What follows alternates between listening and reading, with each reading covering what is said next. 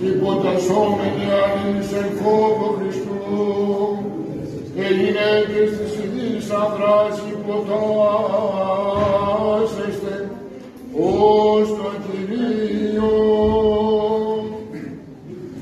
ότι ο ανήρες την κεφαλή της γυναικός,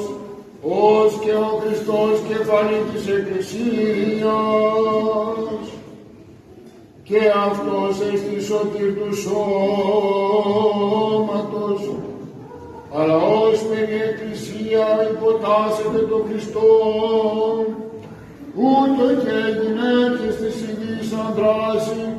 επαντή. Οι άντρες αγαπάτε τες γυναίκας εαυτόν,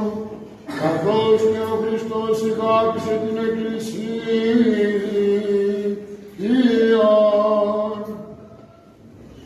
και αυτόν παρέδωκεν υπέρ αυτής,